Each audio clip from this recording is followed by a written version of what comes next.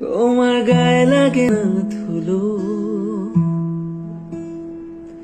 আমার দুমুঠো চাল চুলো।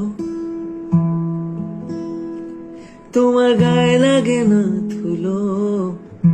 রবিবারের সকালটা একটুখানি অন্যরকম ছিল।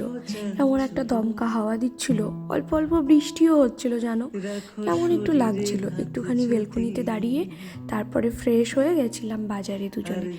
রবিবার মানে একসাথে বাজার যাওয়া। আর সেদিন আমরা মাছ নিয়েছিলাম, আর সেদিন অনেক ছোট মাছ ছিল, তো পুঁটি মাছ নিয়েছিলাম আমাদের পছন্দের।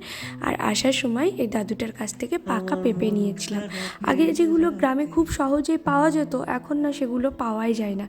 তাই পাকা পেঁপে দেখে আর লোভ সামলাতে না পেরে নিয়েছিলাম। বাড়ি নিয়ে চলে এসেছিলাম 2 রকমের ছোট মাছ। তারপরে এবার রান্নাবাটি। তো এখানে আমি লাল শাক বানাচ্ছিলাম। কাঁচা বাদাম তেলে দিয়ে লাল শাক খেতে আমার বড্ড ভালো লাগে। আর ওপর দিয়ে একটুখানি নারকেল কোড়া দিলে তো আর কোনো কথাই নেই। কিন্তু আমার কাছে তো নারকেল ছিল না, তাই শুধুমাত্র কাঁচা বাদাম দিয়ে করেছিলাম। আর এই ছোটো ছোটো মাছগুলো আলু বেগুন দিয়ে করেছিলাম, এটাও আমার খুব ভালো লাগে। আর পুঁটি মাছটা সর্ষে বাটা করেছিলাম, যেটার ভিডিও আর করা হয়নি, তাই তোমাদের সাথে শেয়ার করতে পারলাম না। আর আমি সকালবেলা ডালি আর একটুখানি তরকারিও খেয়ে নিয়েছিলাম রান্নার পর। জানো তো, ভেবেছিলাম লাঞ্চের থালিটা খুব সুন্দরভাবে তোমাদের সাথে শেয়ার করবো, কিন্তু আর ভিডিওই করা হয়নি।